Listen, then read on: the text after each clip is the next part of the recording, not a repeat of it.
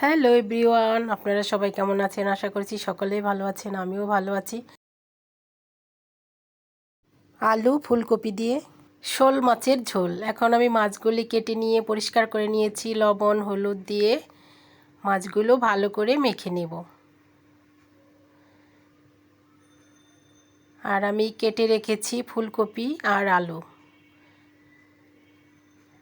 এখন মাছগুলো ভাজার জন্য আমি একটা কড়াই বসিয়ে দিয়েছি, কড়াইতে দিয়ে দিব সয়াবিন তেল। এখন মাছগুলো ভেজে নেব। এক পাশ ভাজা হয়ে গিয়েছে, এখন মাছগুলো উল্টে দিব। মাছ ভাজা হয়ে গিয়েছে, এখন তুলে নিব।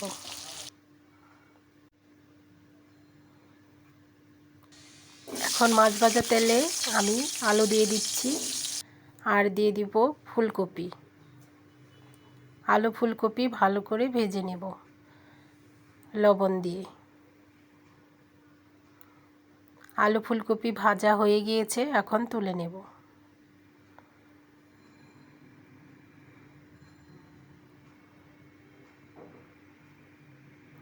এখন ওই তেলের মধ্যে আমি দিয়ে দিলাম তেজপাতা, এলাচ, দারচিনি আর গোটা জিরে, হলুদ, মরিচ, ধনিয়া গুঁড়া। জল দিয়ে ভালো করে গুলিয়ে নিয়েছি। এখন তেলের মধ্যে দিয়ে দিব কাঁচা মরিচ, দিয়ে দিব। মশলাটা ভালো করে কষিয়ে নিব। তো বন্ধুরা, দেখতেই পাচ্ছেন মশলা থেকে তেল উঠে গিয়েছে। এখন ভেজে রাখা আলু আর ফুলকপি দিয়ে দিব। এখন মশলার সাথে ভালো করে মিশিয়ে নিব।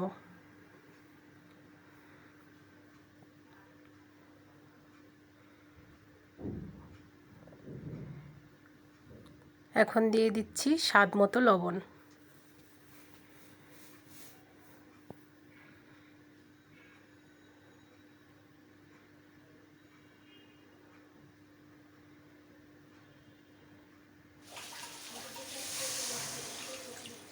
ঝোলের জন্য পরিমাণ মতো জল দিয়ে দিব।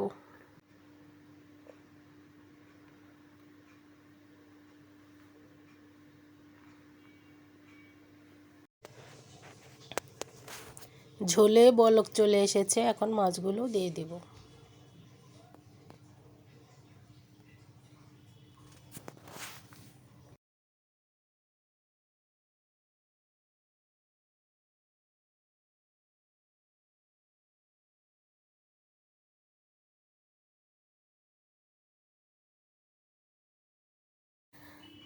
হালকা করে নেড়ে চেড়ে দিব।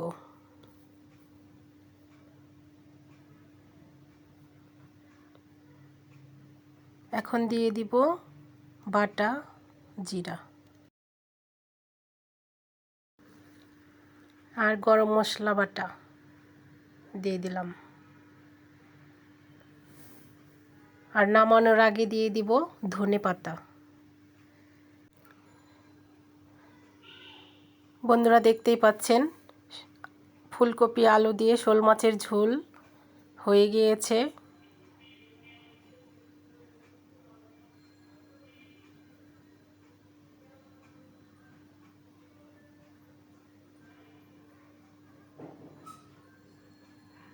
এখন নামিয়ে নিব।